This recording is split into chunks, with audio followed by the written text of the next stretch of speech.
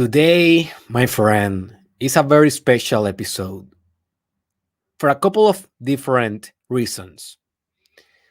The first reason is that it's the episode 600.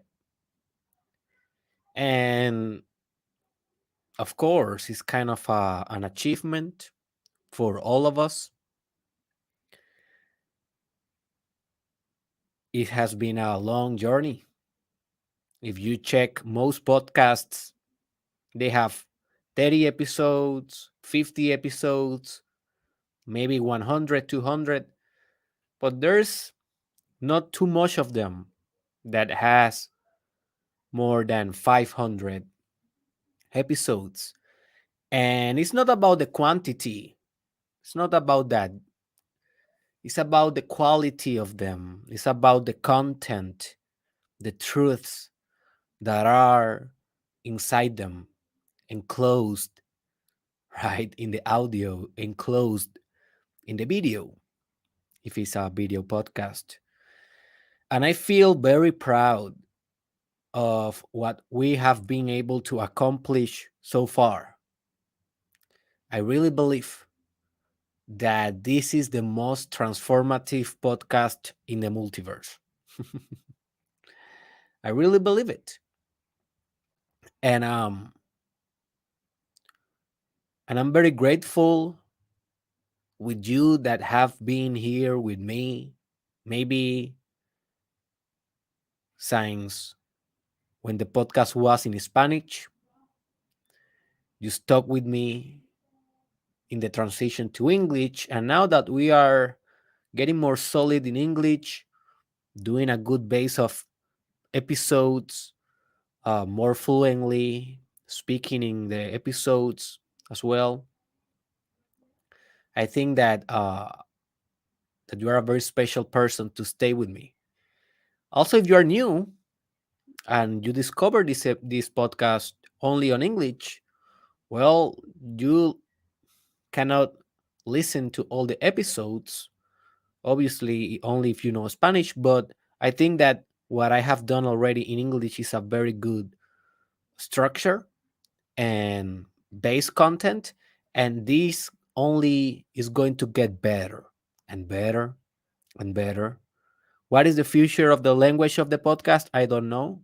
Maybe a hybrid once I finish the challenge season 2.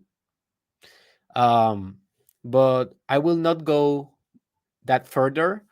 Today I just want to demonstrate my appreciation for you guys that are listening in YouTube, Spotify, SoundCloud, maybe Amazon Music or Apple Podcast, in the other side of this microphone, and not only listening, right? Because that is not the that is not the objective of this. This is a self transformation podcast, and obviously that demands from you discipline in the techniques, in the method, in the skills that I discuss here, not because I want to masturbate your mind, but because really, if you apply them, if you play with them, if you explore them with open mindedness and with fun of spirit, um, you probably will change your life. And and when you change your life, the output that you can create forward is magnificent. You can create a great thing. I only can create this podcast if you consider it special, because I have transformed and transmuted my substance, my character. That is the only way that I can create this. If I was the same Derek as I was in 18 when I was 18 years old, drinking beer, um, smoking weed, smoking cigarettes, playing with girls. If I was that same Derek, I will not be here today. I will be doing another thing if I was lucky enough to be alive. It's not that I was the worst human being, a kind of a systematic criminal or something like that, right? That is not the point. But yes, I was wild. I was young, wild, and free, I guess, and that was a good stage for me. I learned a lot, and I'm very proud of that stage. Um, but I had to change. I have to evolve. I have to mature to be able to create a masterpiece. And maybe this is a masterpiece. Maybe it is not. I feel like I'm just a baby yet. I feel like I am just starting my career and my life purpose and my devotion and my vocation. But I'm doing the best that I can. Every day, these 600 podcasts, believe me, they are made with blood. They are made with suffering, with tears,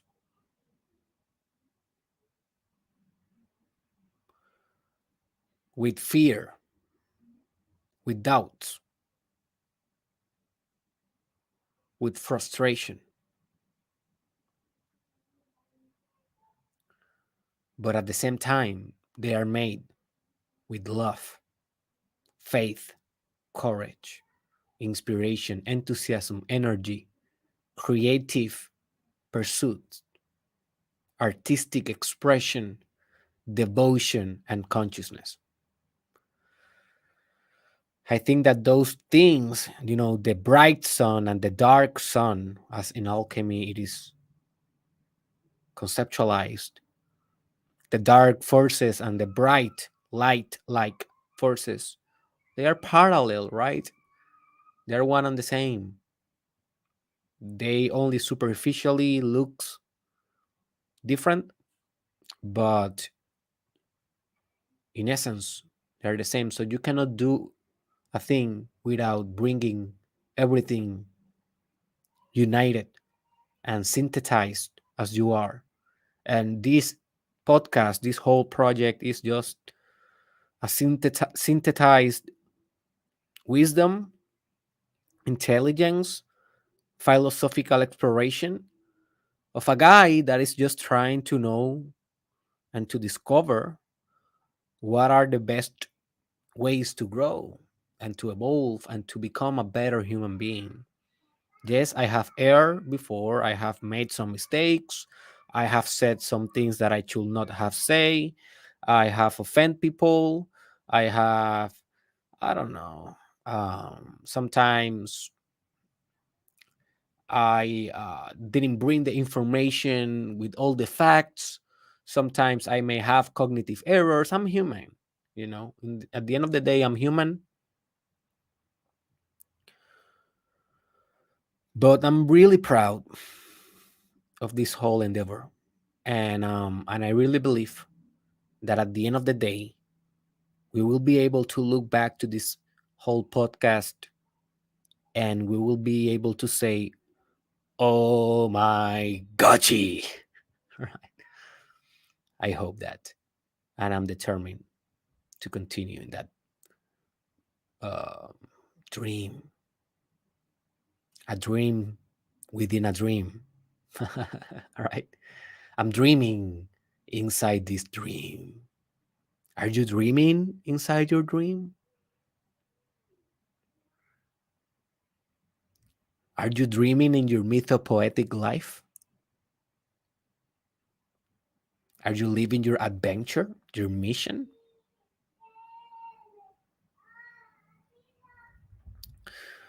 That is one of the things why I'm so peaceful today and proud and grateful today, because it's the episode 600 that obviously represent a mark. But another reason, the second reason, is because this episode about divine morality is based on love. It's an episode that I have been waiting to do for a long time, maybe 2 years. And um and I only discovered this idea after I did the fundamental episode that precedes this one. Is on Spanish. It's an old episode. It's kind of, I don't remember. Maybe it's like hmm, maybe it's like the episode 370 something, 380 something. It was after I finished the Mastermind Podcast Challenge season 1 and before I started this season 2. So I only did like 50 episodes in between, or maybe 40. It was one of those. If you know Spanish, you can search for that one. It is called Moralidad Divina. That basically is the translation of divine morality. And and in that episode, I explained what it was for me, divine morality, and I will be explaining as soon as we officially start the podcast of today a little bit of the basics just for you to know before we go and proceed with the operations of love as a modus operandi of this divine morality. But after that, like I always tell you, when I discuss a podcast, when I bring the idea here to you guys, is kind of if I activate the archetype of the idea, the psychoid element of the idea is like if I actualize the truth of the idea. And if you want to know more about that, go and watch my episode titled What is Truth and How to Actualize It.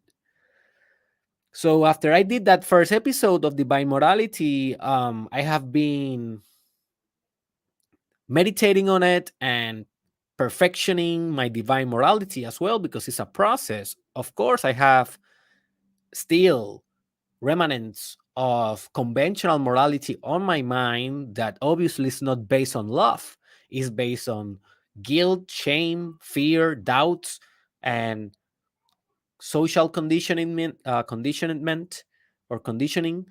um so it has been a process. So one thing is to tell you the idea, and another thing is to be able to fully embody the idea.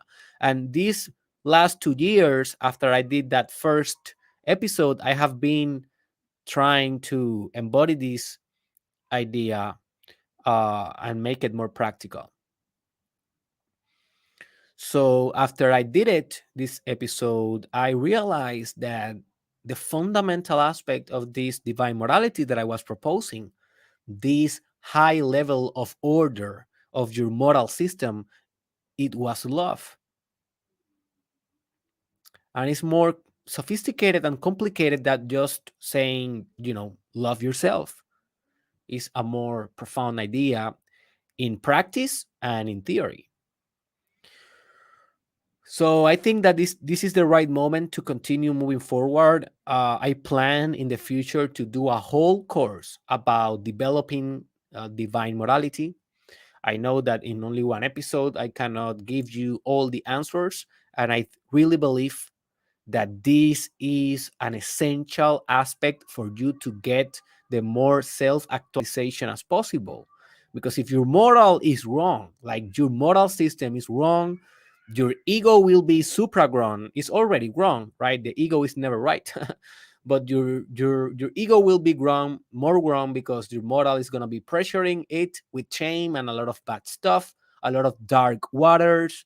Your personality will be very bad, your spirituality will be contaminated, your compassion will be lacking, your love will be frustrated, your art will be disrupted and corrupted, your integrity will be not there, because it's impossible to have integrity with a conventional morality. um, so I know that this you will not be able to be fully authentic. So I know that this divine morality uh, paradigm and idea that I have been developing for the last years, I know that it demands a course. So I will do that on the future as well. But today I will cover a lot of the basic things.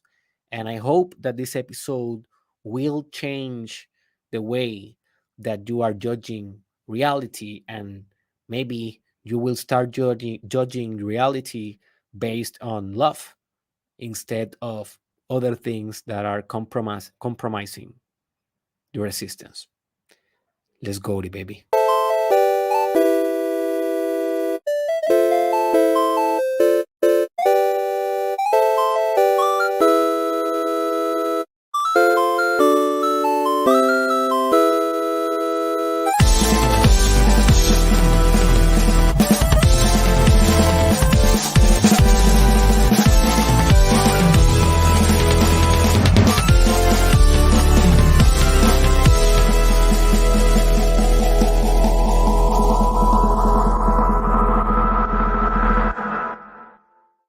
And welcome, my friend, to the most transformative podcast in the multiverse. This is the Mastermind Podcast Challenge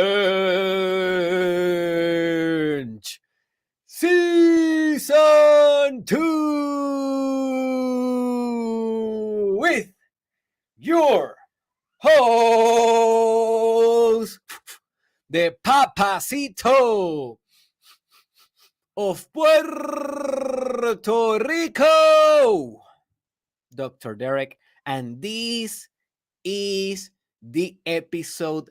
Let me flavor it.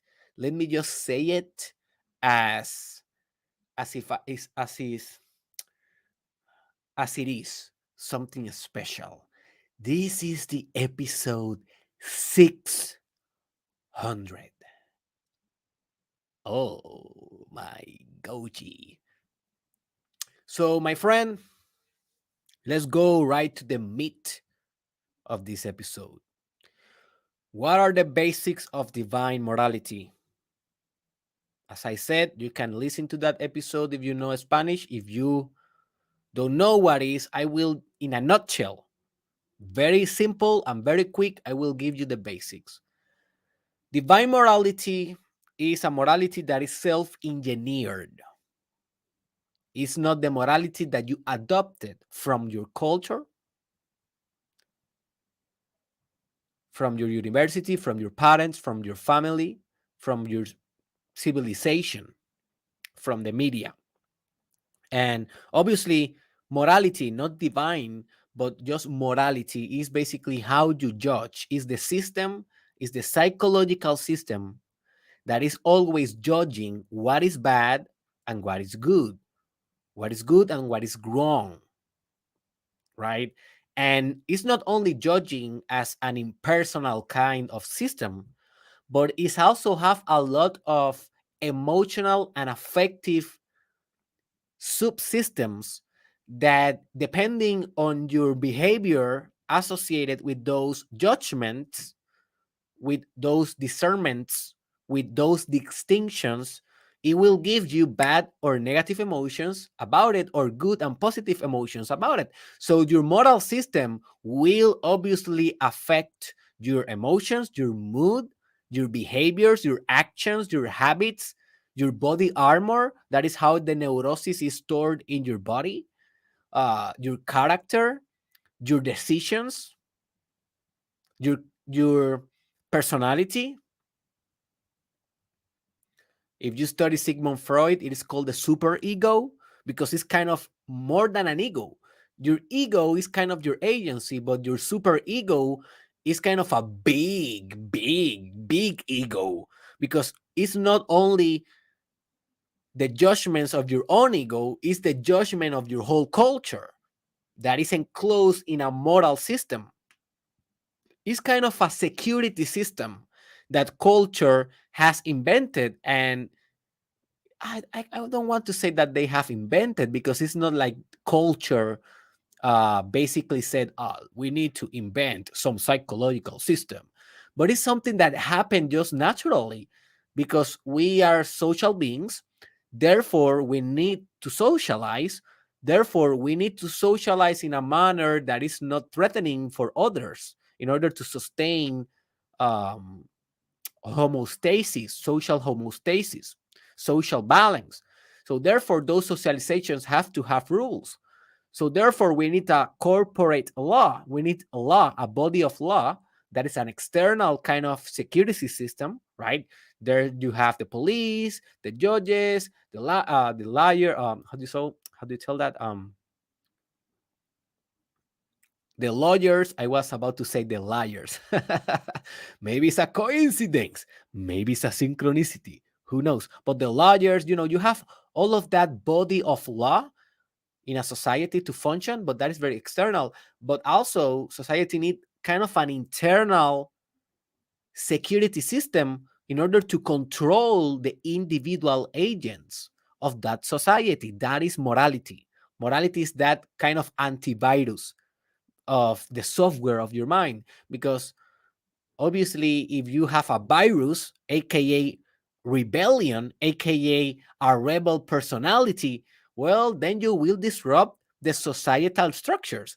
And society is based on convention and conservatism, right? And obviously, it's a good balance between moving forward and innovation and new movements and that conservatism, but that is the eternal dance. Morality is in the side of being conservative and being right and being just the way it is or is supposed to be. And obviously, religion is on this, the media is on this, um, different philosophers, different philosophies, all encompasses what will be your morality. And not everyone have the same morality, but in a same culture, we have kind of very similar moralities. That is part of the culture.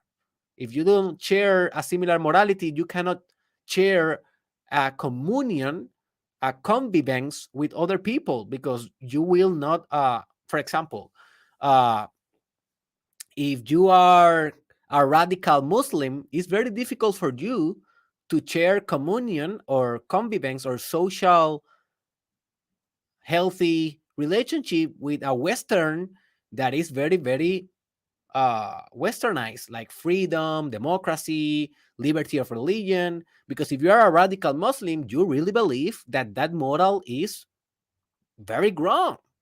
And if you're a very westernized kind of individual, you will believe that that radical Muslim is a terrorist and he's wrong. But who is wrong, right?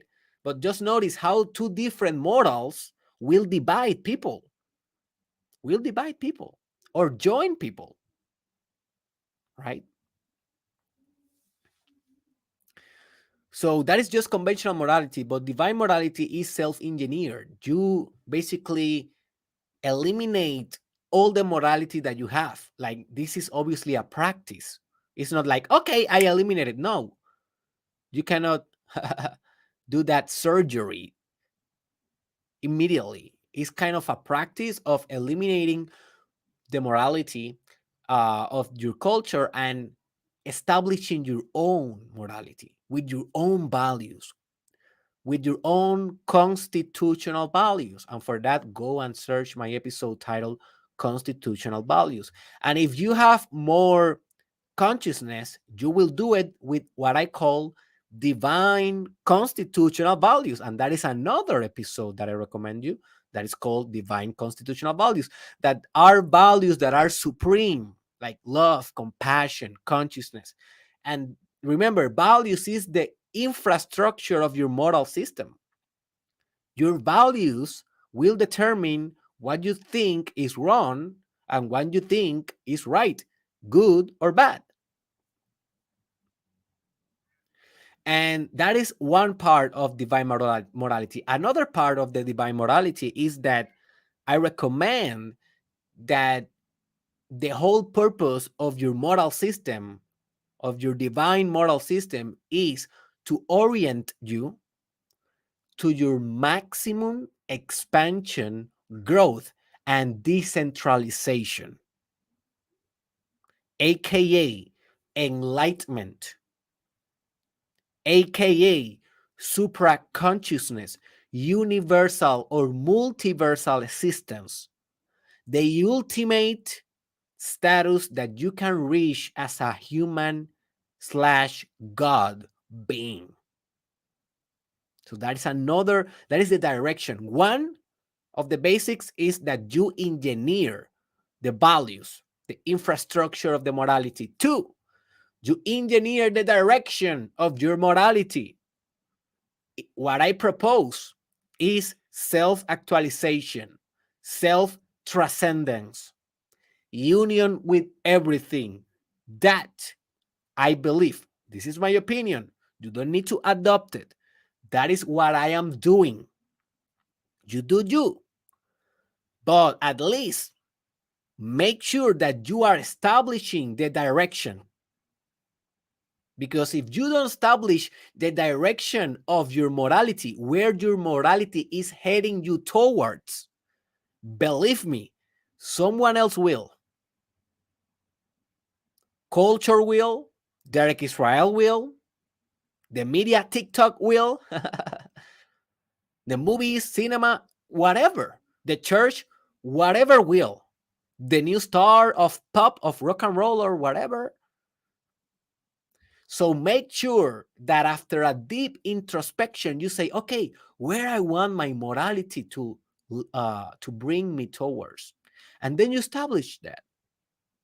And then you follow, and this is the third aspect of divine morality. And this is a different episode that I did also in Spanish that is called Ética Perfecta. Búscalo si sabe español. Basically, the translation is perfect ethics. And this is another idea, but it's infinitely combined with divine morality that basically, for me, what is perfect ethics is to always do the right action. But the right action is the action that will move you to the direction that you self-engineered accordingly to the values that you also self-engineered for your ultimate goal in life. So every day you have two options.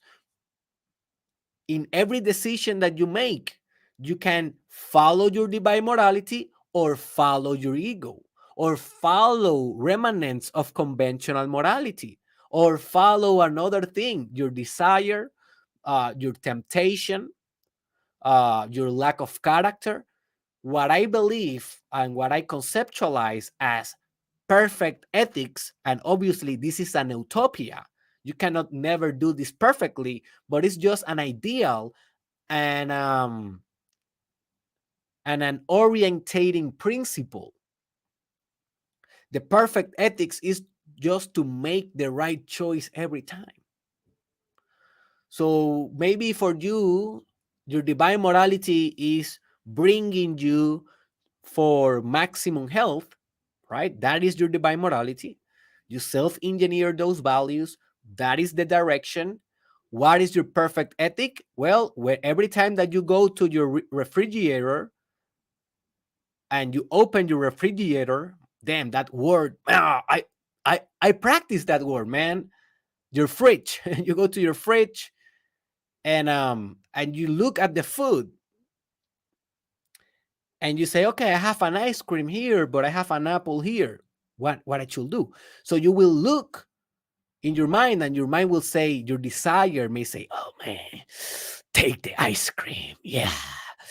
You have been 2 months without eating that ice cream. Take it. Right? But your divine morality is saying, dude, take the apple. That is your ultimate goal in life, to be perfectly healthy. Take the apple. Well, whatever you do, that is your ethics. If you do the action of taking the ice cream, you are having, or you are demonstrating, you are acting in that way, an imperfect ethics, imperfect ethical behavior with yourself, with your divine morality, because you are not following through whatever you design for your greatest life. In the other case, if you take the apple, you are demonstrating a divine, perfect ethics. So those three are the tenets of divine morality. Now, there's a fourth component now that I want to introduce, And that is that divine morality is based on love.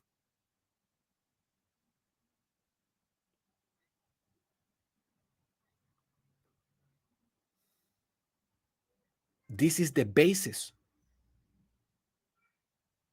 This is the infrastructure of this whole work. You see, because if you build a divine morality that will propel and influence your perfect ethics, and you build it with shame, with fear, based on ego, based because Derek Israel told you so, based on whatever thing that is not love, it will be not divine and not perfect. It will be neurotic. It will be another kind of neurosis. You basically substituted a problem for another problem. You substituted the problem of conventional morality that obviously sucks for this self-engineered, neurotic, shame-based morality that is maybe more problematic. So basically, you are devolving instead of evolving. You are destroying instead of building. And this can backfire you so bad that this can destroy, believe me what I'm telling you, this can destroy your whole personal development journey. You can easily develop a psychopathology if you get this wrong. Remember, we are disrupting psychological systems on will. And you are doing this basically for yourself. This is a dangerous pursuit. This is an adventure. Remember, I told you in that episode, adventure is risk. If you don't know that episode, watch that episode. Is very important. It is called Live a Life of Epic Adventure. And we are disrupting psychological systems. Now, a lot of psychologists will tell you you cannot do that without psychologists, without a psychologist. That is not true. Um, Yogis has been doing this forever. Alchemists has been doing this forever. Psychologists is just a 200 uh, years industry, so that is not true. But maybe if you have a psychopathology already and you want to go and do this, maybe for you will be best to do this with a psychologist, with the help of a professional, because basically what you are doing is deconstructing your mind. You are deconstructing one part of the puzzle of your mind in order to rebuild the puzzle with a better and more harmonious order, right? So it's dangerous. So if you do this bad, you will be suffering extra. You will be living on hell. Look that episode that is called The Real Nature of Hell. You will be living on an internal hell. Because one thing is to suffer from a convention morality that maybe is the opinions of your father, of your mother, of the church. Yeah, kind of. But once you self-engineer that, it's like creating an artificial intelligence. Once you self-engineer that and you put play, then you will know that if you are failing to conduct that morality, that ethics, to pursue that behavior, you will be extra destroyed because it's completely your fault, right? It's completely your responsibility. At least if you are failing to match the conventional morality, well, you can say, well, I didn't think about this. This is the church ideals, right? So you will be able to externalize a little bit of the responsibility, and when you externalize responsibility, you kind of flow better with the emotions. But when you are talking about divine morality, dude, who you will blame if you self-engineer the whole structure, right? It's completely your responsibility. You are on your own, but this is the price for self-engineering. This is the price for rebuilding your mind voluntarily, redesigning your mind. You are taking the responsibility of God. Notice what you're doing. God is the designer, and now you are designing. You are designing yourself. So this is very dangerous. So what is for me the security system, the safety system, or the safety substance for doing this in a way that I don't go really mad, and to try to prevent collateral damage and disaster, psychological annihilation? Well, is to build the whole stuff, the whole building, the moral building, the divine moral building with love and nothing else, with love. And you may say, Derek, how do you define love? Well, don't get lost in the words, but basically, love is a very good combination between acceptance, compassion, empathy, kindness, warmth, solidarity, union,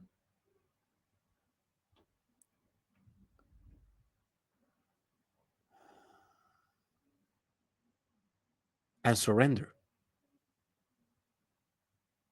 And just notice how that feels in your heart. It feels good, right? So imagine if you can build your whole divine morality building, the whole divine morality city that you will be building in your mind, only with love. The love is the economy of the city, love is the water of the city, love is the agriculture, love is the music, love is the culture of the city, love is every work, every job in the city, love is every song of or music. Love is everything in that city that you are building of divine morality in your mind.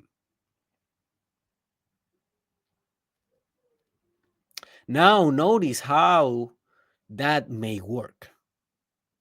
And not only will work if you do it good, but what will happen, man, is that you're gonna live a beautiful psychological life, a wonderful experience, a wonderful subjectivity, because every moral dilemma, it will be judged only on love. That is advanced. That is true spirituality right there, man. And obviously, it's more difficult to do it. This is a lifetime work, but you need to start somewhere. So, all the operations of your divine morality, every judgment, every emotion that is derived from morality, must be contaminated, injected with love.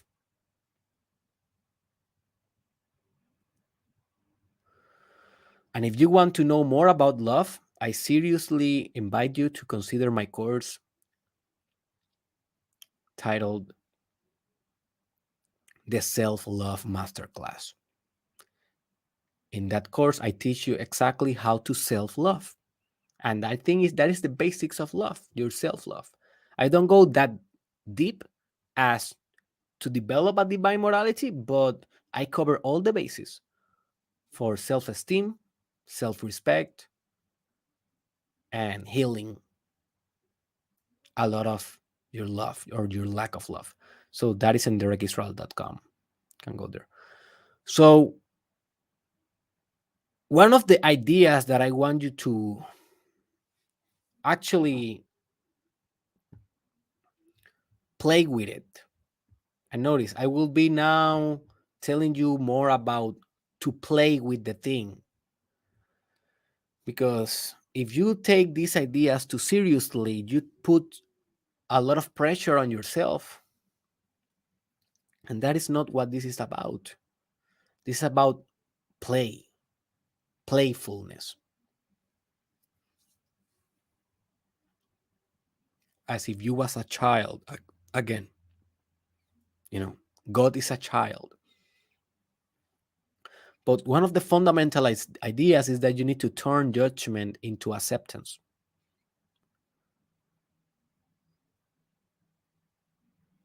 You will look to the world from your divine morality perspective and you will accept everything.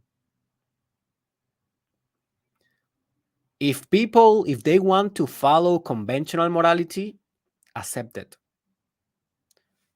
A neurotic divine morality will say, oh, these people are so sleepy. They are inferior. I have self engineered my own morality. They don't even know how to do it.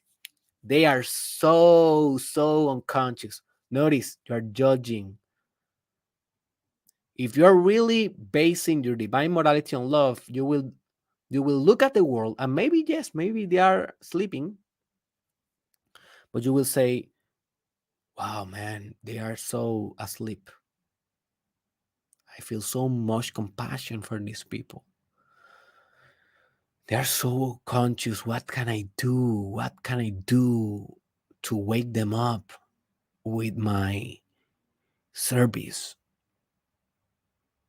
with my solidarity, with my kindness? What random act of kindness can I do for these people today? You know, notice the operation. It's not that you will become ignorant. Yes, you will see the world. And yes, your divine morality will judge. That is what a moral system do. It's a judgment machine. But the judgment, and you can imagine the judgment as a thunder. That thunder, instead of being made of criticism, as in a conventional morality, will be made of love.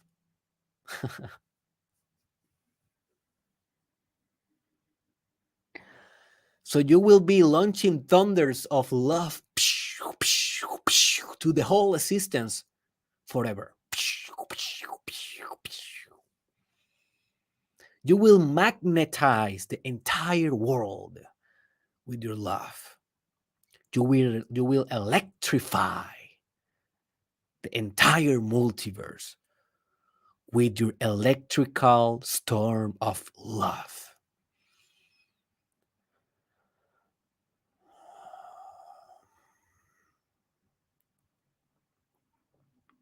Also, when you are judging yourself, this is very important.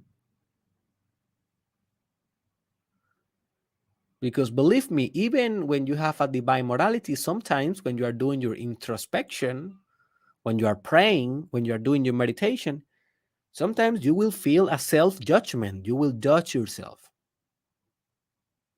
I didn't do this, I failed at that, whatever, whatever.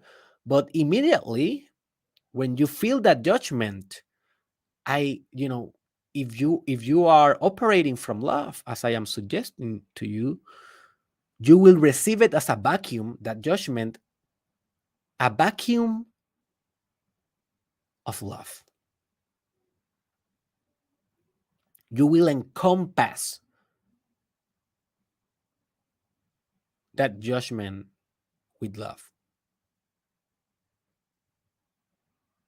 I don't know exactly. I think that is called shock absorbers. One of the pieces of the car, that basically the whole purpose of that piece in the car is to absorb the shock in order for your car to not break down. I am not a mechanic. I suck at mechanics, but I know that I have to change that thing a couple of times per year, right? And so love can be like a shock and absorber, or a shock absorber. It will absorb like a vacuum, like a vagina that is absorbing the phallus, the penis, right? I don't want to offend no one. It's like basically when you study Kama Sutra and Tantra and sex yoga, the vagina is, the divine absorber. That is what it is. I forgot the name of the vagina in this sense. I know that the penis is the phallus, but the vagina, I think, is the Johnny. Is the Johnny? Let me just Google real quick.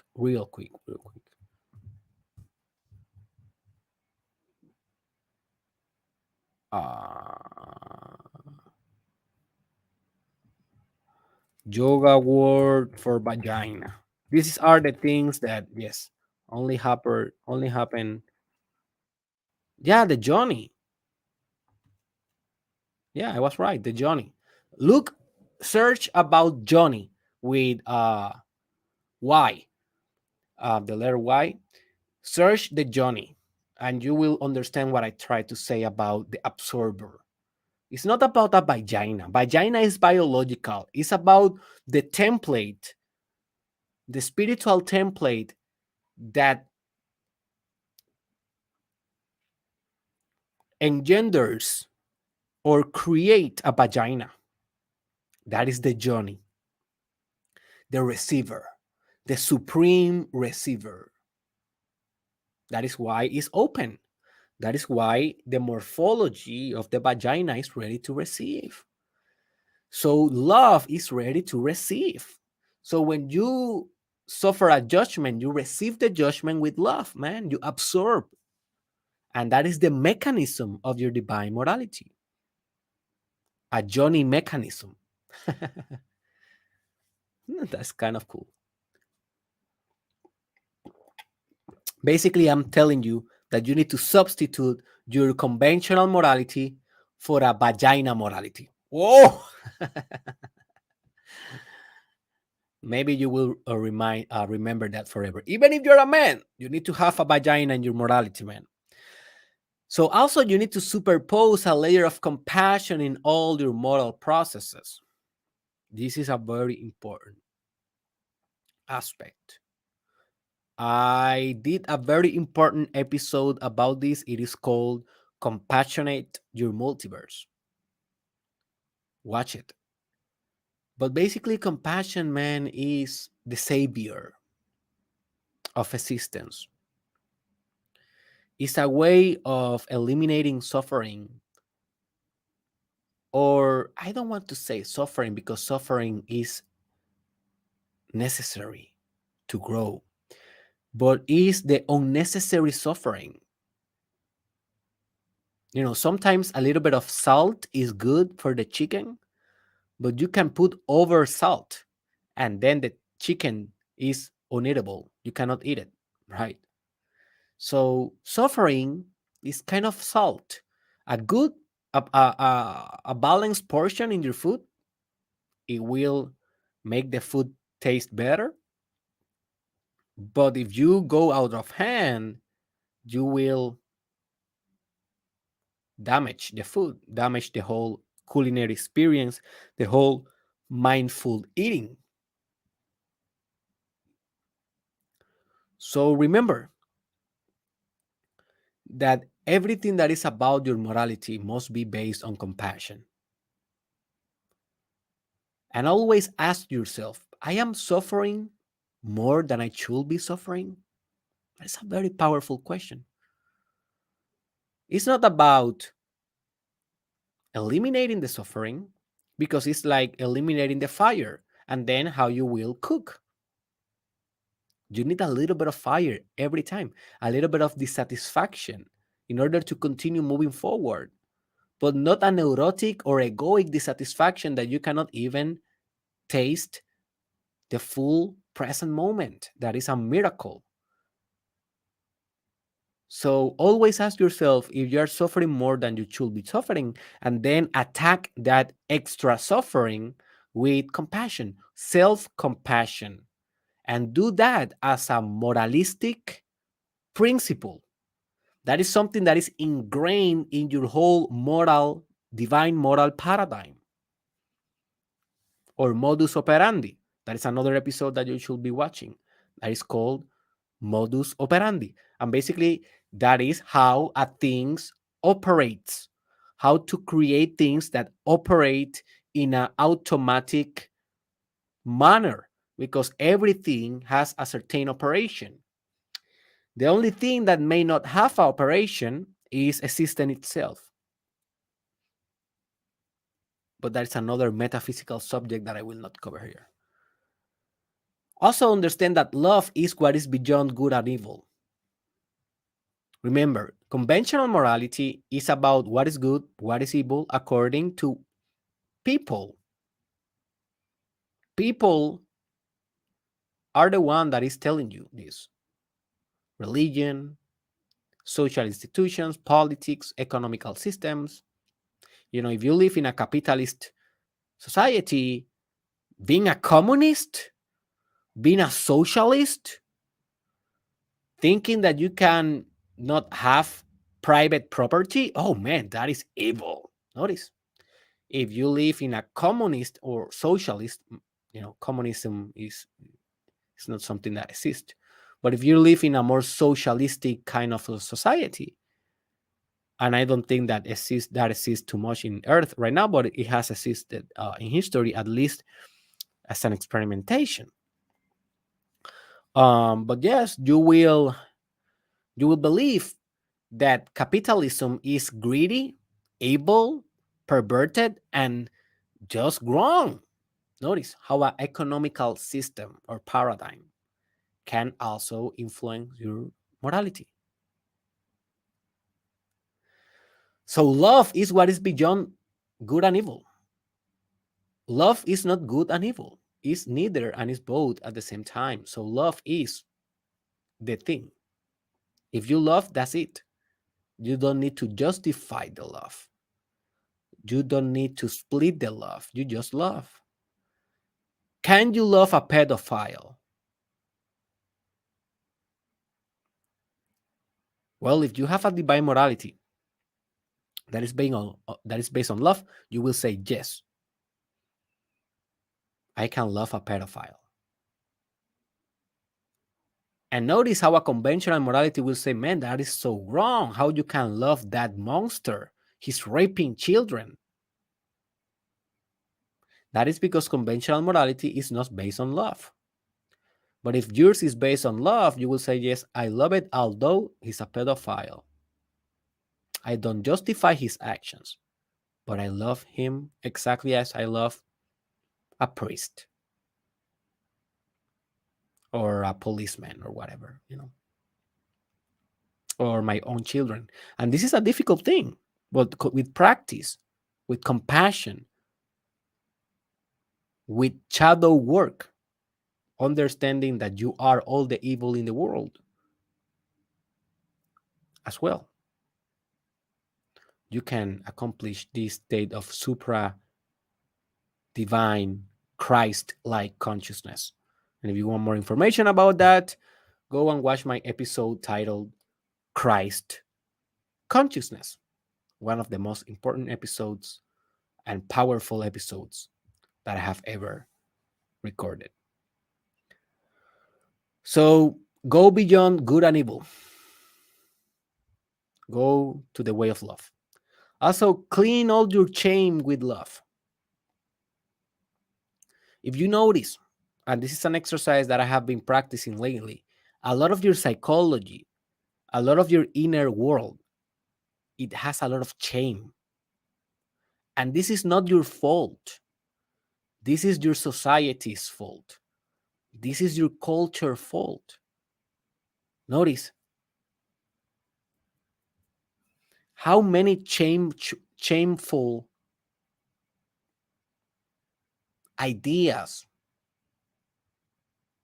and contexts and content society put in your mind, sex related, drugs related. Like if you use a psychedelic today, you maybe feel shameful, although we know from history and now from science that they can be revolutionary in the benefits for your psyche. If you have a homosexual relationship today, you may feel shameful, although we know that homosexuality has been with us from the beginning of time and it's not going anywhere. And there's nothing wrong with it. If you are interpreting homosexuality from a divine love, morality, beyond good and evil, beyond judgment, and with acceptance. Notice. So, shame, the walk of shame. Man, I am feeling right now my head like electrified. It's like, what the hell? This is not the first time that I experience this. I think that when I am discussing something very high conscious, I feel this. I feel this kind of weird sensation. For me, it's a little bit uncomfortable, but maybe it's because I am not used to it. But it's like a aesthetic in my head. Anyways, um, I forgot the point.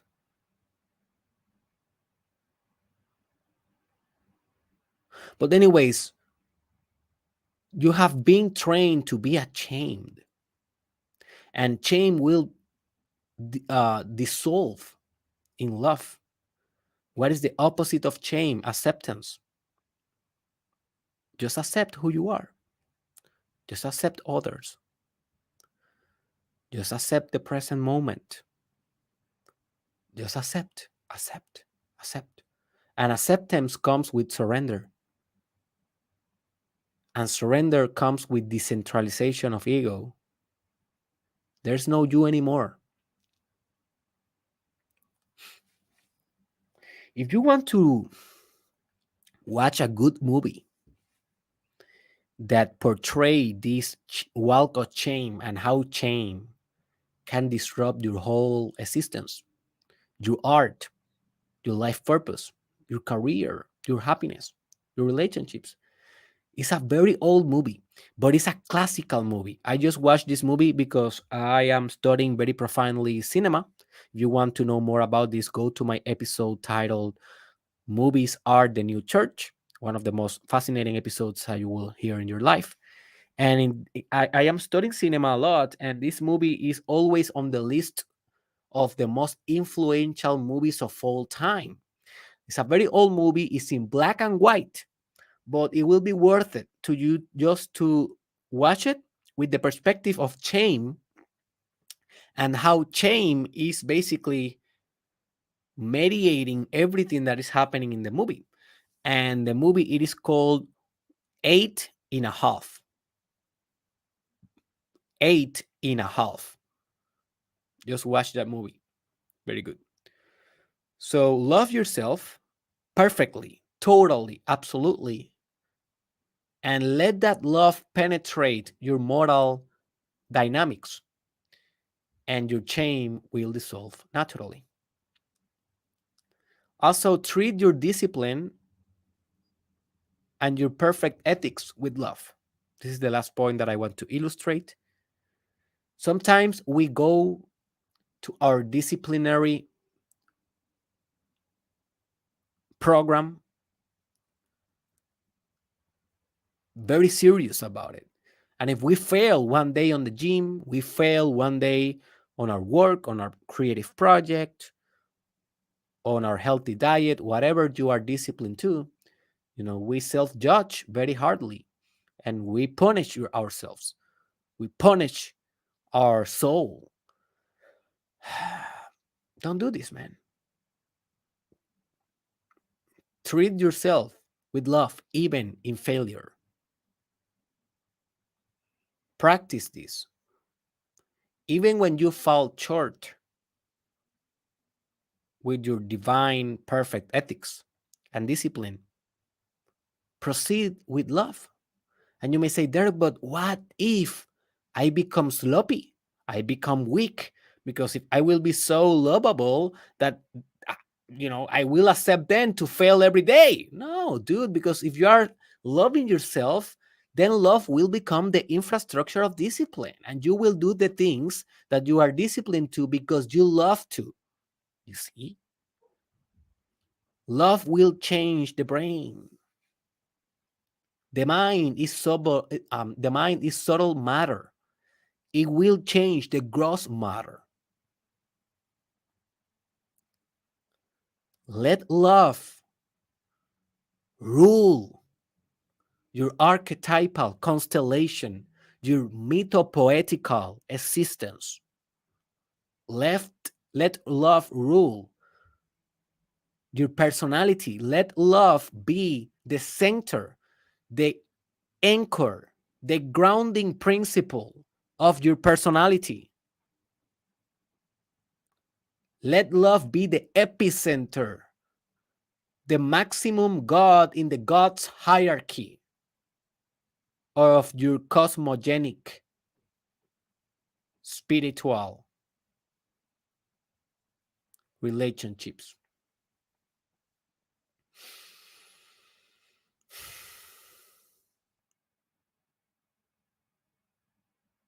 And you will spiritualize the world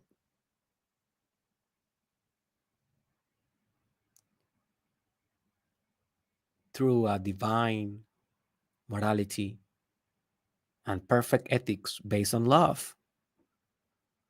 Do you think that the discipline of Gandhi was based on self-judgment? No, it was a discipline. Even when he was fasting for days without eating, it was based on love. Do you think that the tenacity of Christ to be able to endure the crucifixion was based only on manhood and I'm an alpha male and blah blah blah, the macho and bravado? No, it was based on love. The love of humanity gave him the spiritual surrenderness necessary to die and to be reborn in spirit, in the abstract form, as a subtle entity, as an archetype that changed the collective unconscious of the whole humanity, the collective mind of the whole humanity forever. Love, love, love. And finally, I want to say this. I know that sometimes I come here to this podcast and I am very aggressive. But one of my goals is to be less aggressive in the future and to base my performance, because it's at the end of the day, this is art and this is my performance, but to base this performance on love, on love, on love, on love, on love, on love, on love. And I know that sometimes I get very polarized between the two energies, the yang and the yin. Sometimes I come here, I'm like a coach because I'm a coach, right? So I'm like, do this, bam, bam, bam. Like, for example, if you watch my episode called Live an Epic Adventure, or the episode called You Are on a Mission, those episodes are very young. I'm screaming at the microphone. I'm pushing you. Sometimes I use shame as a tool. I use guilt as a tool. And I'm trying to break your ego, to penetrate your soul. And sometimes, for example, if you watch my episode titled that I already commented to you, Compassionate Your Multiverse, or this one, I'm more like Jean, like more lovely, more kind, more warmth. And I feel like my podcast and my performance and my art is kind of a dance between both. And sometimes in an episode, I can do both in the same episodes. But sometimes it's like a dance. And I am not saying that I will not be aggressive anymore. Maybe I will, but I want to do it not from my ego, not from a feeling of superiority or arrogance or narcissism, in which I think that I know the answer and you don't know the answer, that I know how to live and you don't know how to live. No, I want to discard that. I will take some time. I just want to come here from love, man. That's it. That is the best thing that I can do for humanity and for the whole business and to this project. Have fun. Anyways.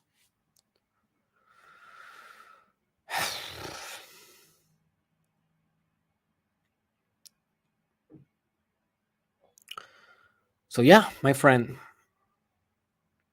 now you have the tools, you have the basis to start revolutionating your morality system to a divine morality, a self engineered morality based on love. My friend, leave a comment below about your thoughts, about some of your perceptions in this podcast. Share it with a friend, share it in your social media. Remember that you can donate on Patreon. Your donations help this podcast to continue free. Thank you for the people that are donating so far. Also, remember that you can join our chat on Telegram. It's completely free if you want to discuss these matters more profoundly. Both links are on the description. And also in the description, you will find my website, derekisrael.com. There you will find all my courses. You will find there also the booking for me as your psychologist, or maybe as your guru, or as your personal coach. You can buy me there. And also, you will be able to find the books that I will be launching very soon. And I see you in the next episode.